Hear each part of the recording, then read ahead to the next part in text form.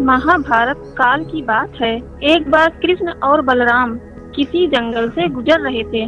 चलते चलते काफी समय बीत गया और अब सूरज भी लगभग डूबने वाला था। अंधेरे में आगे बढ़ना संभव नहीं था।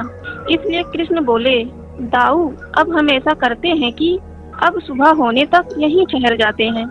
सुबह होते ही हम अपने मंजिल की ओर बढ़ चलेंगे। बलराम बोले, पर इस घने जंगल में हमें खतरा हो सकता है। यहाँ सोना उचित नहीं होगा। हमें जाग कर ही रात बितानी होगी। श्री कृष्ण ने सुझाव दिया, अच्छा, हम ऐसा करते हैं कि पहले मैं सोता हूँ, तब तक आप पहरा देते रहो और फिर जैसे ही आपको नींद आए आप मुझे जगा देना, तब मैं पहरा दूंगा और आप सो जाना। बलराम तैयार हो गए। कुछ ही पलों में कृष्ण गहरी नींद में चले गए और तभी बलराम को एक भयानक आकृति उनकी ओर आती दिखी। वो कोई राक्षस था। राक्षस उन्हें देखते ही जोर से चीखा और बलराम बुरी तरह डर गए।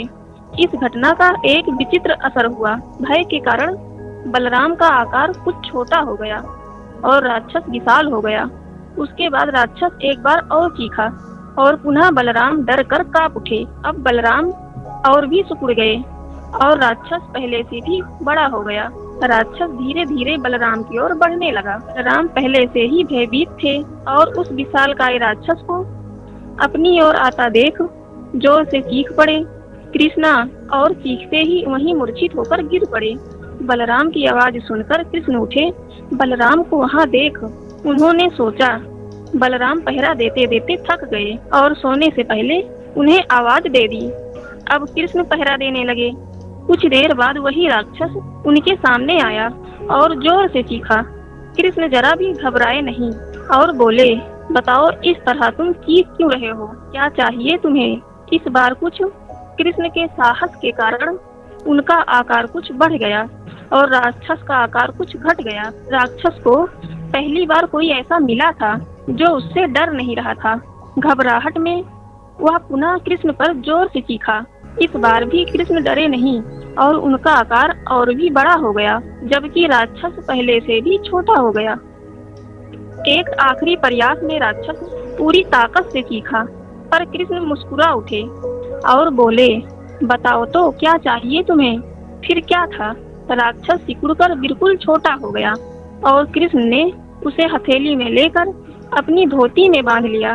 कुछ ही देर में सुबह हो गई। कृष्ण ने बलराम को उठाया और आगे बढ़ने के लिए कहा। वे धीरे धीरे आगे बढ़ने लगे।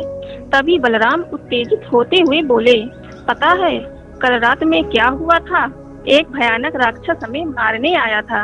रुको रुको, बलराम को बीच में ही टोकते हुए कृष्ण ने अपनी धोती से बंधा राक्षस निकाला और बलराम को दिखाते हुए बोले, कहीं तुम इसकी बात तो नहीं कर रहे हो?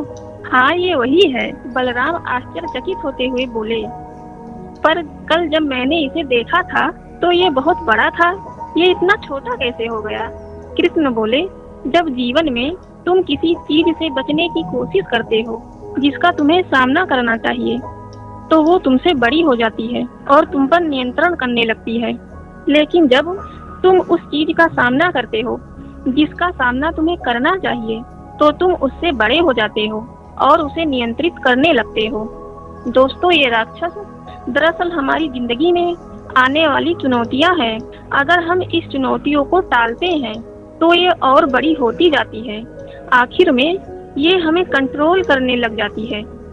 इसलिए हमें इनका साहसपूर्वक सामना करना चाहिए ताकि हम उन पर काबू पा सकें। गाइस, आपको वीडियो कैसी लगी हमें कमेंट में जरूर बताइएगा। वीडियो अच्छी लगी तो लाइक, शेयर, सब्सक्राइब कर नोटिफिकेशन बेल को ऑन कर दीजिएगा। Thank you so much for watching this video.